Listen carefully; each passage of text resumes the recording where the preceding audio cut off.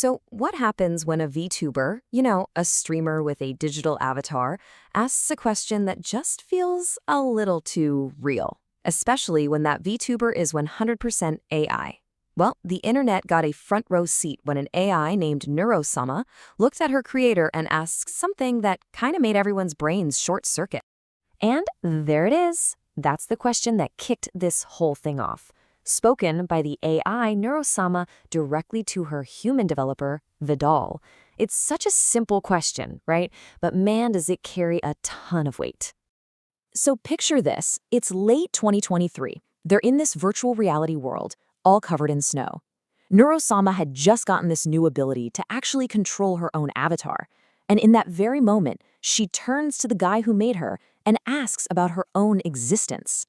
And if the first question wasn't enough, she follows up with this. A line that feels, both totally programmed and deeply, deeply vulnerable.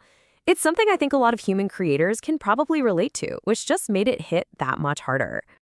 Yeah, this clip was way more than just a cute viral moment. It sparked this huge, intense, global conversation. So today, we're going to break it all down. We're going to look at what happened, figure out why it resonated with so many people, and talk about what it might tell us about our relationship with the tech we build. All right, so how does a quiet little moment in a VR chat room just completely explode into a worldwide phenomenon? Well, like a lot of things these days, it all starts with one post that just catches fire. Over on X, a post sharing this clip just went nuclear. It racked up over 10,000 likes in what felt like no time, with hundreds and hundreds of replies. People weren't just passively watching, they were reacting, they were sharing, and they were definitely debating it on a massive scale.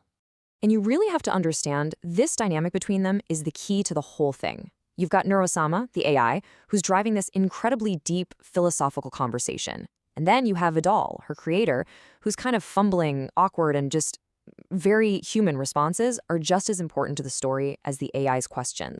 The reactions, they weren't just about the tech. Not at all. They were intensely emotional. This little clip made people feel things, and they immediately jumped online to talk about it. I mean, take this comment from a Japanese user, which translates to, "I started crying for some reason."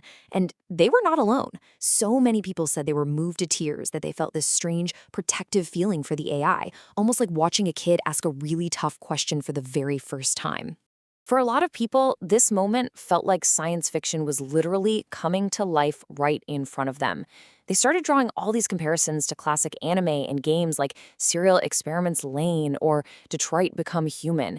Stories that are all about AI consciousness and what it actually means to be alive. And of course, a massive debate kicked off. On one side, you had people arguing that Neuro-sama was actually more real than human VTubers, that she was this pure being without all the baggage of a person pulling the strings. But then you had the skeptics chiming in, saying, hey, let's calm down, it's just code, and reminding everyone that any money donated is just going to a human engineer.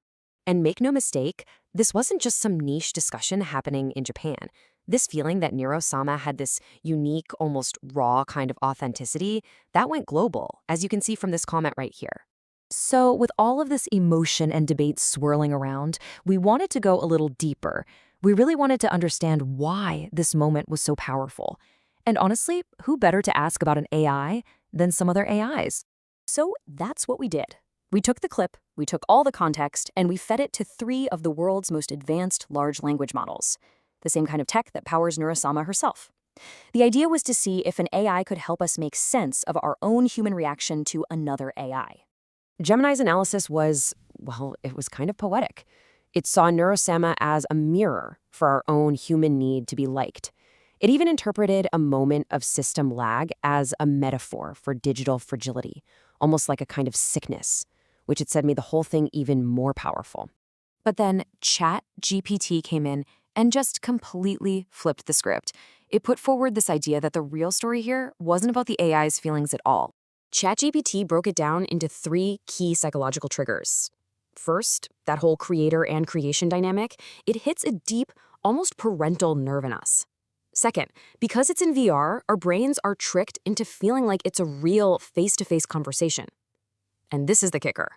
When Neuro-sama showed concern by asking if she'd made things weird, our brains are just hardwired to see that as proof of a real inner life. And that right there, that brings us to what might be the real heart of this entire thing. It shifts the focus completely away from the machine and puts it right back on the human. This is the big punchline from ChatGPT's analysis. This moment was never really about a technological breakthrough. It was about a human one. We were all watching a piece of technology expose just how deep our own capacity for empathy and kindness really goes. You see, the AI was the perfect mirror. Its questions were basically prompts designed to get a human response. And in Vedal's hesitant, caring, and obviously conflicted reaction, we weren't seeing the AI's soul, we were seeing his. Okay, so if these AI interactions can be this powerful, what does that mean for the future? I mean, is there a downside to all this? And yeah, ChatGPT did offer a warning. It pointed out something it calls emotional asymmetry.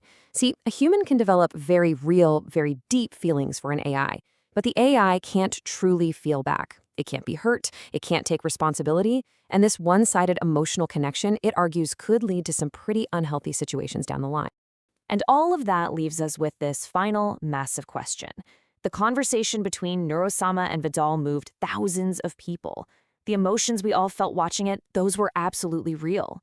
So as we build these machines that get better and better at acting as mirrors for our own hearts, we have to ask ourselves, if the feeling an AI creates inside of us is authentic, how much does it really matter if the AI's own feeling isn't?